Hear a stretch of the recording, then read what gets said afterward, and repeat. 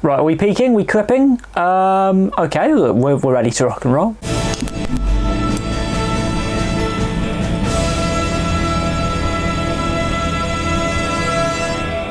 Well, August is a rather exciting month, isn't it? The summer of sport is in full swing, as are the school holidays here in England.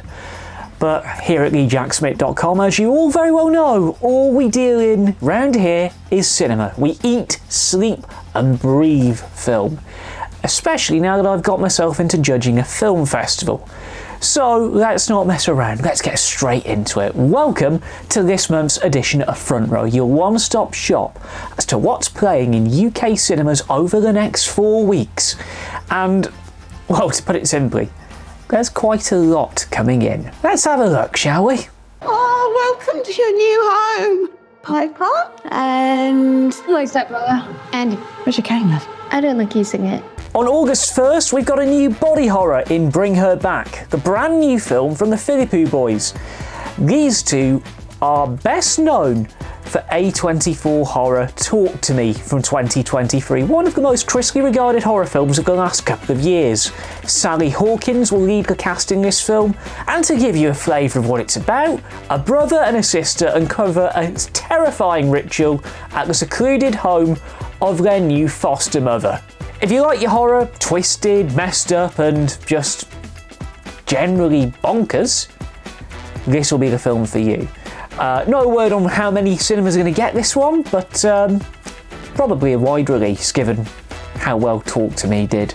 August 1st is also a good day to be opening family-friendly movies, as A24 bring out their own family-friendly effort, a very independent E.T., with a lovely little film called The Legend of Ochi. It's got Phil Wolfhard, Emily Watson and Willem Dafoe amongst its cast, and based on reviews coming out of the States, looks like it could be a little gem that might be overlooked by the majority of UK multiplex cinemas. Might be worth tracking down if you can find a screening for it. But while the family-friendly market has a lot going for it, there are a couple of new comedy films coming out. One of them involves this guy. Nobody messes with Police Squad. Yes, that is Liam Neeson playing Frank Drebin Jr. Because somehow, the powers that be at Paramount decided this was the time to make a Naked Gun remake.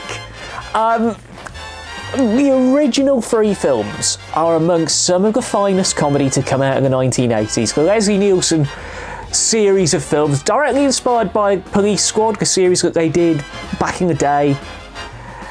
The humour still holds up really well, considering the fact that a lot of the humour in it you can't really get away with in this day and age. Practising safe sex and going for the full visual joke of them wearing life-size condoms. Like, the Zucker films, they were not afraid to go to places that shouldn't have been gone to in the 1980s, and it's Liam Neeson as the lead. Pamela Anderson's got a supporting role, and some of the jokes that they get away with in the trailer, with it being relatives of the original cast, including the OJ joke. That popped me. That really did pop me. Behind the scenes, it's the director of a lot of the Lonely Island's work. It's Akiva Schaffer who's directing this one. He's co-written it with two of the writers of How I Met Your Mother, and it's produced by Seth MacFarlane. He's got a mixed run of movies. The first Ted film was really good. Ted 2 was okay. Million Ways to Die in the West was... the less said about that, the better. Let's put it like that. So that's where I'm excited to see where this film goes.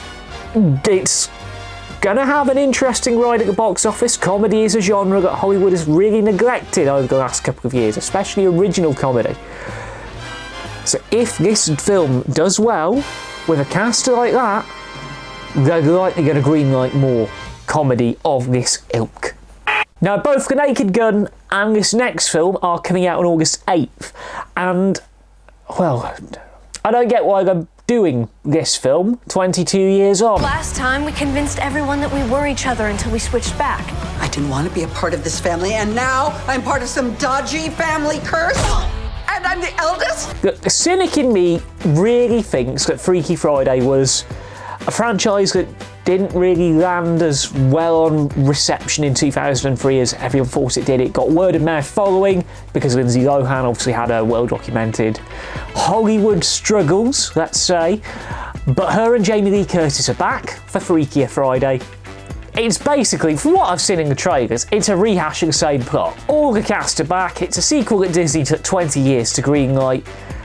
It begs the question for me, is it fan service or is it Bob Iger just greenlighting things because he's running out of ideas?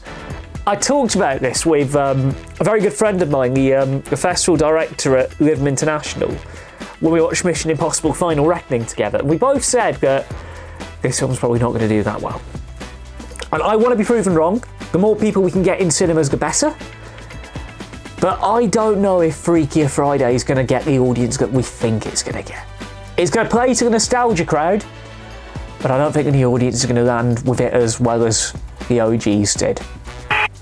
But on the other end of the spectrum, August 22nd, Ari freaking Aster. We need to free each other's hearts.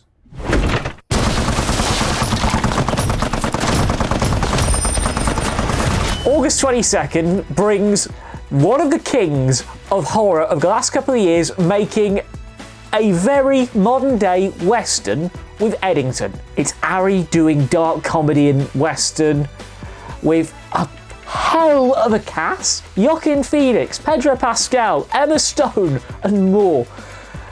I haven't been able to do Ari's films because we don't really cover the horror as much here at leejacksmith.com, but this film looks really good. It looks really good, and it is a crying shame that I'm triple booked that weekend. Because the end of August is cinema heaven for me. It's rugby heaven, we'll get onto that in a bit, but there are so many films we're going to be talking about going into the autumn, coming out towards the back end of this month. And just when you thought one auteur filmmaker was enough, enter Mike Flanagan, adapting yet another Stephen King novella with The Life of Chuck, also opening in UK cinemas on August 22nd, most likely in a limited release, and with a lot of good word coming out of Toronto Film Festival.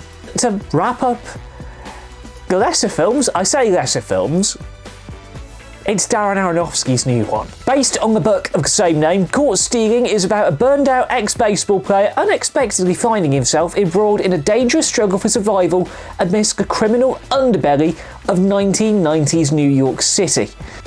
Sounds like me getting involved in rugby union all those years ago. Christ. Look, it's Austin Butler doing one of his first major films post-Elvis.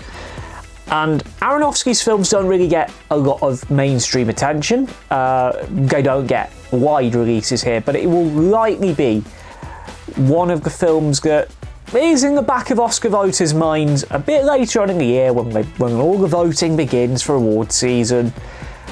Again, we're not sure if we're going to get to it here at leejacksmith.com. We're at the mercy of film buyers at View, Odeon, and the Arc. I've built some rather good relationships with over the last couple of months, it seems. But I want to see more art housey films get played here in Preston. Only time will tell. There can only be one movie that gets the coveted title of the August Smith Hot Film of the Month. And if you've been following the work of Celine Song, you'll understand why this film in particular has earned the title, because my god are the Brits excited to see this thing. You're the matchmaker. You're the brother. What are you doing at the singles table? My mother wants me to marry. I can help you with that. Are you hitting on me?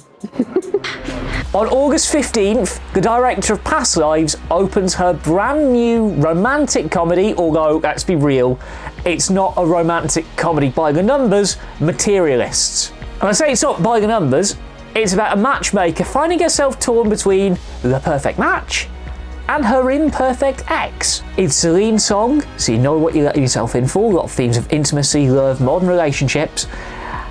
You also have a trio who are box office gold in their own right. Dakota Johnson, Chris Evans, and Pedro Pascal. Say no more. It opened in the States in the middle of June. The reviews coming out of A24 screenings over there have been ridiculously positive. I am buzzing to see this film. I will be reviewing it. I will probably be reviewing it on day one.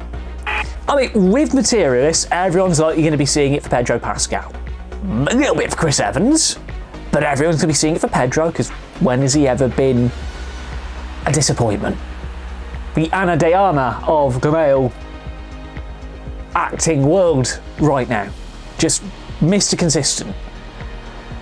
So this film will likely do well, and some people are likely saving Fantastic Four until a bit later on in August when all of the films are out. Obviously he's doing Eddington, he's doing this, Fantastic Four.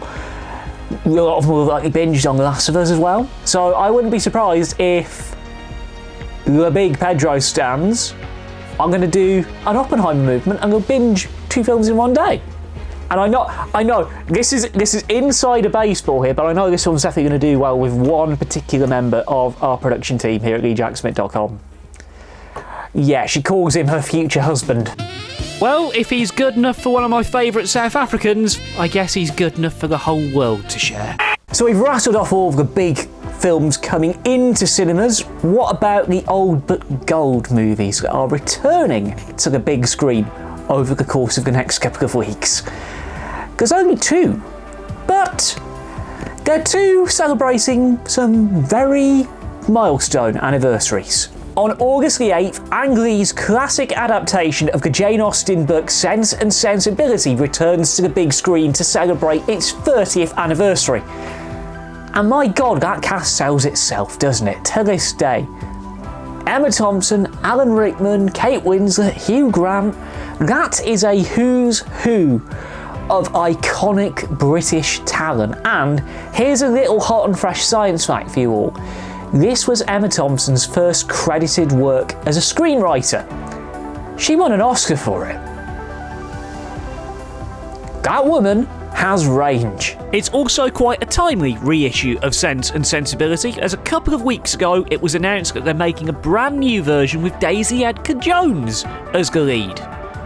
My God, Hollywood are running out of ideas, aren't they? And then at the end of the month, for the younger audiences who never got to see it on the big screen back in 2005 because they weren't 12, Harry Potter and the Goblet of Fire returns for its 20th anniversary screenings.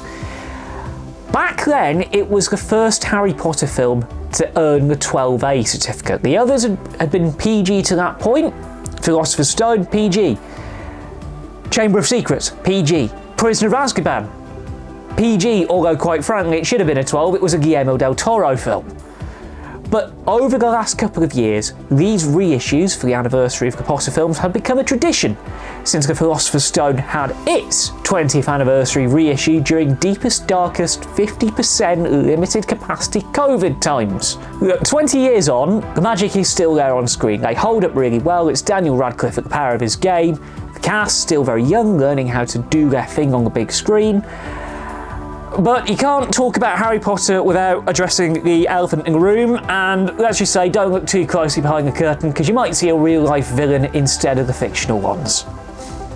We also have a little big screen bonus for you, because we don't just like to talk about films opening in UK cinemas, we're going to big up the events that are likely going to do ridiculously well, and this guy always pulls in the crowds.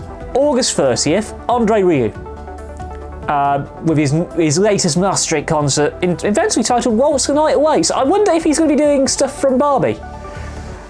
Especially the Dua Lipa track. He is the king of waltz for a reason.